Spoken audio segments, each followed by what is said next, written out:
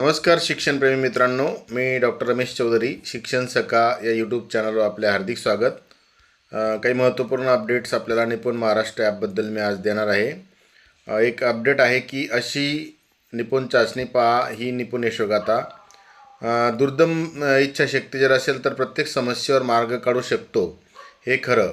संगमेश्वर तालुक्यातील नारडुवे गावामध्ये internet mobile सेवा येत नसल्याने जिल्हा परिषदेच्या शाळेतील मुले निपुण चाचणी देण्यापासून वंचित राहत होती।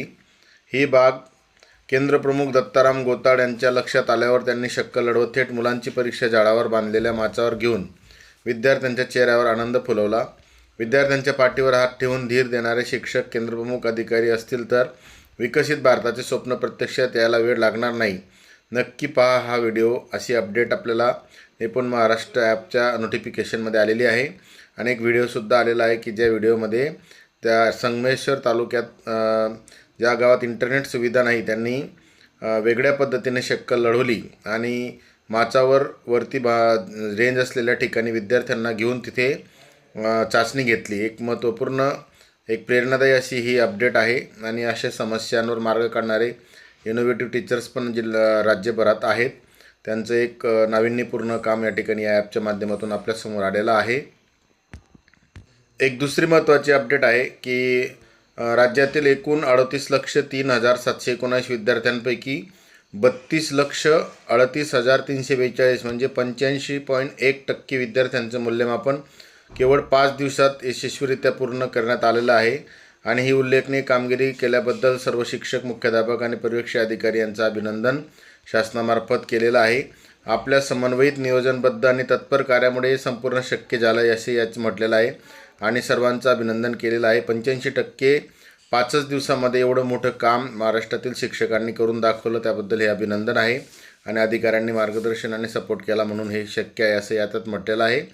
90% जास्त कार्य पूर्ण केलेल्या जिल्ह्यांची सुद्धा या ठिकाणी नावं दिलेली आहेत, जसं वर्धा, रत्नागिरी, गोंदिया, चंद्रपूर, लातूर, अहिल्यानगर, रायगड, जालना, भंडारा या जिल्ह्यांनी उत्कृष्ट नियोजन, सातत्यपूर्ण पाठपुरावा आणि संघभावना याद्वारे उल्लेखनीय प्रगती साधली आहे। त्यांच्या कार्याचे विशेष अभिनंदन अशी एक महत्त्वपूर्ण अपडेट आपल्याला या माध्यमातून मिळालेली आहे।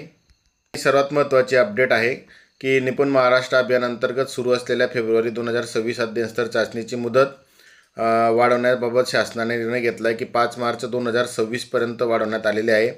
तर सर्वांनी यावेळी उत्स्फूर्तपणे सहभाग नोंदवून यापुढे सुद्धा असा नोंदवून 100% विद्यार्थ्यांची चाचणी पूर्ण व्हावी आणि ही वाढीव मुदत सर्व शाळा आणि मुख्याध्यापक, शिक्षक व संबंधित यंत्रणेसाठी एक अतिरिक्त संधी आहे।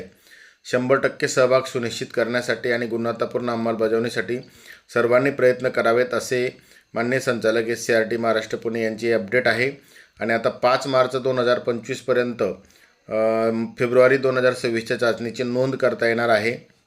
तर ज्या जिल्ह्यांनी अजून थोडी नोंदणीच्या बाबतीत टक्केवारी कमी असेल किंवा सर्वांनीच 100% पोहोचण्यासाठी ही संधी आहे।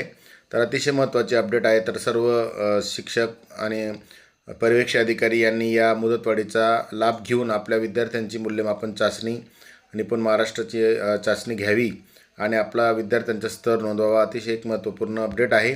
या अपडेटनुसार आपण कार्यवाही करावी। आपण आतापर्यंत हा व्हिडिओ पाहिला असेल तर आपल्या मित्रांना शेअर करा, कमेंट करा आणि चॅनलला लाईक करा। आपण जास्तीत जास्त शिक्षकांपर्यंत हा व्हिडिओ पोहोचवा। आपण आतापर्यंत व्हिडिओ पाहिला त्याबद्दल आपले मनापासून धन्यवाद।